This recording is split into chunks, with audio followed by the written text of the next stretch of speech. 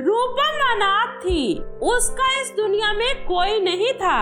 वो अपने चाचा चाची के साथ रहती थी, लेकिन उसकी चाची रूपम को एक नौकरानी से ज्यादा कुछ नहीं समझती थी। रूपम, अरे ओ रूपम, कहाँ मर गई?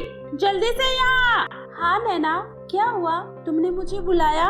सुन, जल्दी से मेरे बाल बना दे, मुझे आज अपनी दोस्त नीता की शादी में जाना है। अब जल्दी कर। ठीक है नैना, देखना मैं तुम्हारा बहुत ही अच्छा हेयर स्टाइल बनाऊंगी, सब देखते रह जाएंगे। उसके बाद जैसे ही रूपम नैना के बालों में कंघी करती है, नैना के सारे लंबे घने बाल अपने आप कटकर जमीन पर गिरने लगता है और उसके सर पर छोटे छोटे बाल बचते हैं। ये क्या हो रहा है? नैना, नैना, ये तुम्हारे बाल अचानक से इतने छोटे छोटे कैसे हो गए? ये अपने आप कैसे नीचे जमीन पे गिर गया? क्या रूपम, ये तुमने क्या किया? रूपम की बच्ची, तुमने मेरे लंबे बाल काट दिए। माँ, जल्दी यहाँ आइए। ये देखिए, इस कलमुही से मैंने अपने बाल बनाने को क्या कह दिया, इसने तो मेरे सारे लंबे बाल ही काट दिए। नैना, ये तुम क्या कह रही हो? मैंने तो बस तुम्हारे बालों में कंघी लगाई थी, ये तुम्हारे बाल अचानक इतने छोटे कैसे हो गए? चाची जी, मैंने कुछ नहीं किया। माँ, मैं कहती थी ना, ये अनाथ मेरी खूबसूरती और लंबे बालों से जलती है, इसलिए इसने मेरे सारे सुंदर बाल काट दिए। नहीं नैना, मैंने बाल नहीं काटा, मैं सच कह रही हूँ। तभी रूपम की चाची रूपम को एक थप्पड़ मारती है। कमीनी, कलमुही, एक तो खुद की शक्ल अच्छी नहीं है, सर पे तो गिनती के 4 बाल हैं, लेकिन फिर भी तू जैसी बदसूरत अनाथ को मैंने अपने घर में बना दी और तुमने उसका ये सिला दिया।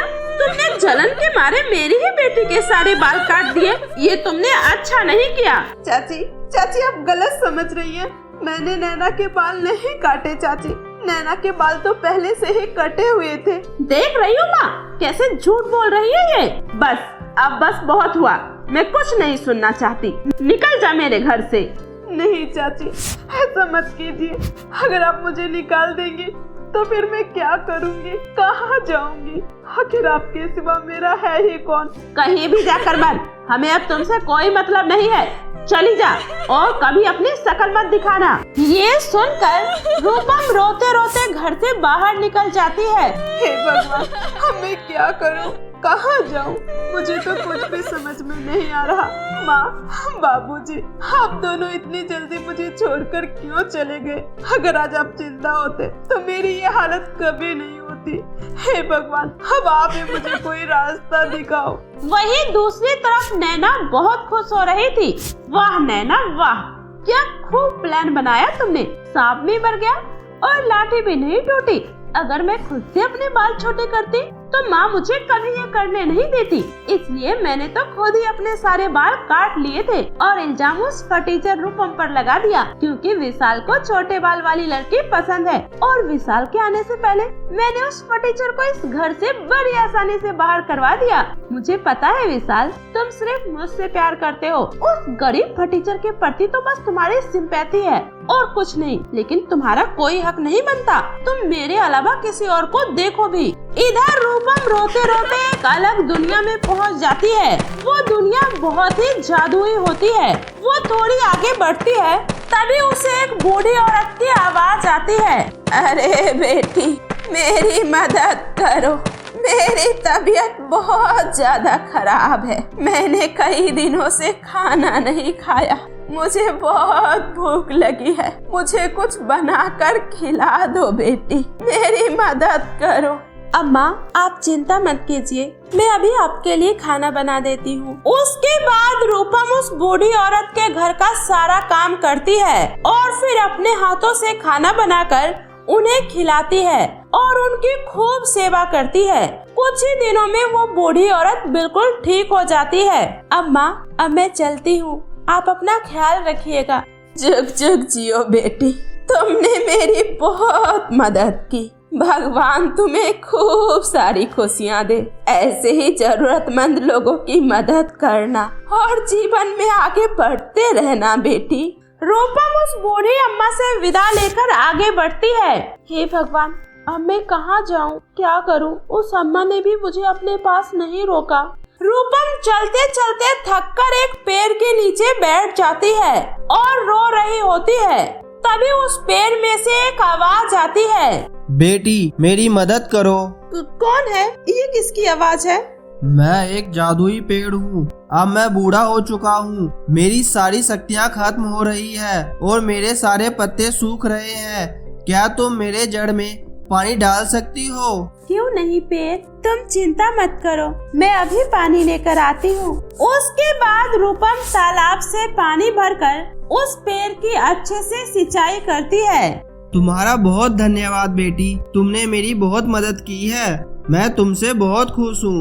तुम्हारा मन तो बहुत सुंदर है और तुम भी बहुत सुंदर हो, बिल्कुल अपनी मन की तरह। इसलिए मैं तुम्हें वरदान देता हूँ, आपसे तुम एक अप्सरा की तरह बहुत सुंदर दिखोगी और तुम्हारे बाल बहुत ही लंबे और जादुई हो जाएंगे। जाओ बेटी, अपने घर लौट जाओ। और हाँ बेटी, यह सोने से भरा मटका अपने साथ ले जाओ। आपका बहुत बहुत धन्यवाद पेड़ महाराज। इतना बोलकर रूपम खुशी खुशी वो सोने का घड़ा लेकर अपने घर की तरफ आने लगती है।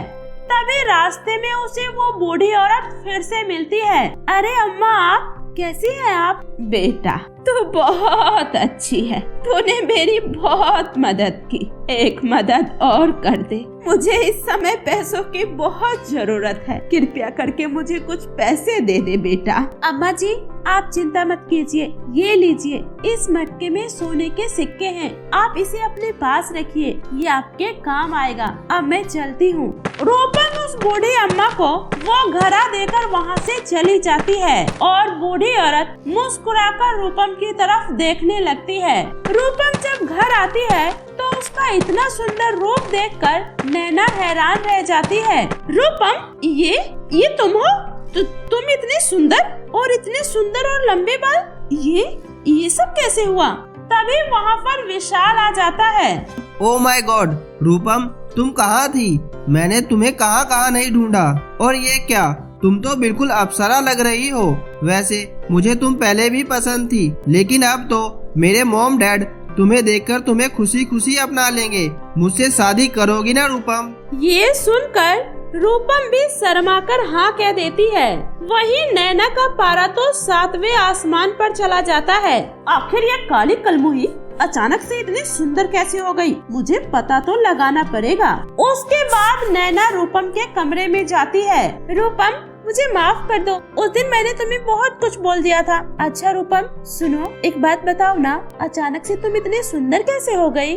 उसके बाद रूपम नैना को सारी बातें बता देती है। क्या सच में? तुम मुझे उस जगह के बारे में बता सकती हो? मुझे भी वहाँ जाना है, बताओ ना कहाँ है वो जगह? हाँ नैना, क्यों नहीं। उसके बाद नैना भी उस जादुई जंगल में चली जाती है। तभी उसे भी वो बूढ़ी औरत मिलती है। मेरी मदद करो बेटी, मैं बहुत बीमार हूँ, मैंने कई दिनों से कुछ नहीं खाया, मेरी मदद करो। तो मैं क्या करूँ? चलो हटो मेरे रास्ते से। भिखारी कहेगी, मुझे बस जल्दी से उस जादुई पेड़ के पास पहुँचना है। नैना आगे बढ़ती है। कुछ दूर बढ़ने पर उसे वो जादुई पेड़ दिखाई देता है।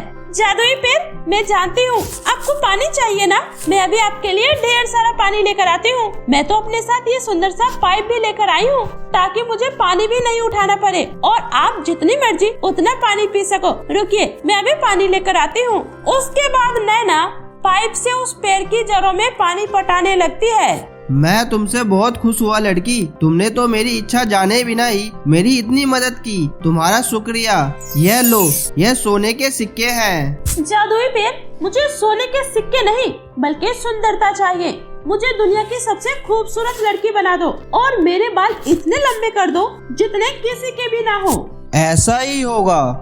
उसके बाद नैना भी बहुत सुंदर हो जाती है और खुशी खुशी सोने का मटका लेकर वहाँ से जाने लगती है। तभी उसे दोबारा फिर से वही बूढ़ी औरत मिलती है। बेटी, मेरी बेटी बहुत बीमार है, मुझे इस समय पैसों की बहुत ज्यादा जरूरत है, मुझे कुछ पैसे दे दे, भगवान तुम्हारा भला करेगा। तो फिर से आ गई? मैंने कहा ना, चल भाग यहाँ से। जाती है या धक्के देकर भगाऊं? बेटा, जो गरीब का भला करता है भगवान हमेशा उसकी मदद करते हैं, मेरी मदद कर दे बेटा। अच्छा, मदद करवानी है, ये ले। इतना बोलकर नैना उस बूढ़ी अम्मा को धक्का दे देती है। ले, अब मैंने तुझे धकेल दिया, लेकिन मेरे साथ तो कुछ भी बुरा नहीं हुआ। देख, मैं कितनी सुंदर हूँ और मेरे पास दुनिया की सबसे ज्यादा दौलत भी है। अब तो विशाल क्या, उसकी पूरी फैमिली भी मुझे खुशी खुशी अपना लेगी, समझी? अब हट जा मेरे रास्ते से। तभी वो बूढ़ी औरत जोर जोर से हंसने लगती है। तुम मुझे देखकर हंस क्यों रही हो? तुम पागल तो नहीं हो गई हो? तभी वो बूढ़ी औरत अचानक से एक परी में बदल जाती है। मूर्ख लड़की, ये जादुई जंगल है और मैं इस जंगल की वन परी हूँ और मैं यहाँ आने वाले हर इंसान की परीक्षा लेती हूँ और फिर उसे मनचाहा इनाम देती हूँ। लेकिन तुम मेरी परीक्षा में पूरी तरह से फेल हो चुकी हो। तुम्हारे मन में दूसरों के प्रति सिर्फ नफरत भरा है, इसलिए मैं तुम्हें श्राप देती हूँ। तुम इस दुनिया की सबसे बदसूरत लड़की बन जाओगी और तुम्हारे सारे बाल झड़ जाएंगे। परी के इतना कहते ही नैना टकली बदसूरत लड़की में बदल जाती है। ये देखकर नैना को अपने किए पर बहुत ज्यादा पछतावा होता है। वो परी से माफी मांगती है। परी जी, मुझे माफ कर दीजिए, मैं अहंकार में अंधी हो गई थी, मुझसे बहुत बड़ी भूल हो गई। मुझे कुछ भी नहीं चाहिए, कृपया करके हम मुझे पहले जैसा ही बना दीजिए। मैं अब हर किसी की मदद करूंगी, किसी से जलन नहीं करूंगी और रूपम से तो बिल्कुल भी नहीं। कृपया करके मुझे माफ कर दीजिए परी जी, मुझे माफ कर दीजिए। ठीक है, जाओ और जाकर सच्चे दिल से लोगों की सेवा करो। जिस दिन तुम किसी जरूरतमंद के दिल से मदद करोगी, तुम्हारी सुंदरता तुम्हें उसी दिन वापस मिल जाएगी। ये सुनकर नैना परी को प्रणाम कर घर वापस आ जाती है और उस दिन से वो लोगों की सेवा करने लगती है, जिसके बाद वो फिर से पहले की तरह सुंदर हो जाती है।